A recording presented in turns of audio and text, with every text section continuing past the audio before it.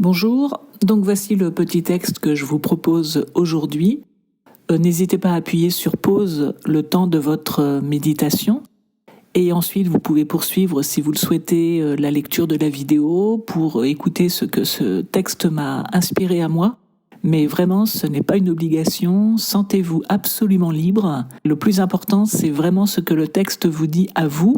Et si justement vous souhaitez partager, mais là non plus ce n'est pas une obligation, faites-le en toute liberté si vous le désirez. Donc si vous souhaitez partager ce que le texte vous a inspiré, n'hésitez pas à le faire en commentaire. C'est vraiment toujours inspirant de voir à quel point l'Évangile parle à chacun de manière très personnelle. Donc n'hésitez pas.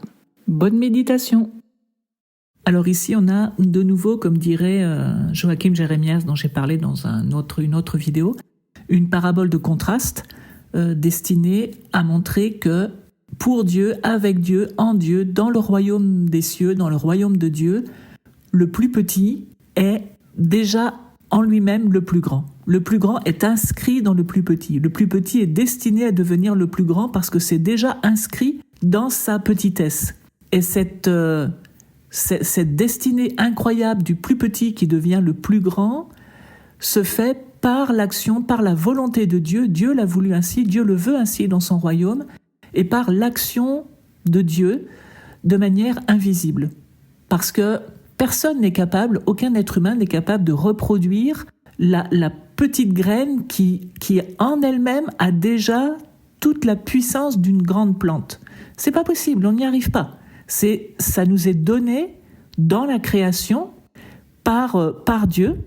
Et ça, c'est quelque chose qu'on ne peut pas nous reproduire. On ne peut pas, comme ça, créer la vie de cette manière-là. C'est pas possible.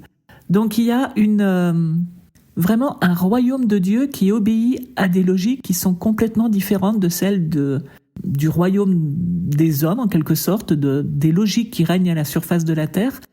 Pour nous, les êtres humains, le plus petit, ça reste le plus petit. Enfin, le plus petit, le plus pauvre, le plus marginalisé, il est rarement apprécié, valorisé. Il est plutôt écrasé, méprisé, réduit au silence, ignoré, etc.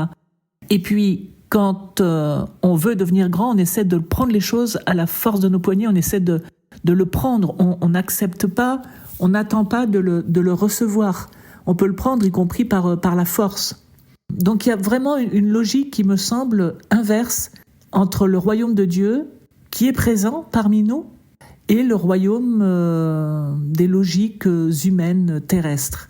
Et ce royaume de Dieu présent parmi nous, en fait, c'est l'amour. C'est la seule chose qui permet aux petits, aux méprisés, aux rejetés, aux pauvres, d'exister véritablement.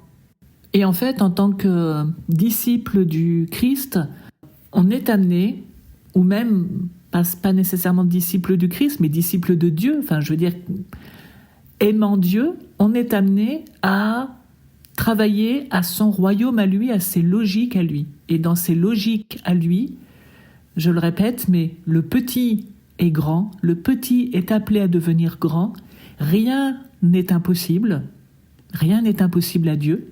Et ça se passe de manière invisible, discrète, secrète, avec un résultat néanmoins visible. Il y a des moments où ce royaume de Dieu se manifeste dans toute sa grandeur, comme des pointes de lumière, des choses qui émergent comme ça, qui sont le résultat donc du royaume de Dieu à l'œuvre, mais qui sinon, la plupart du temps, est invisible et est secret. Et discret.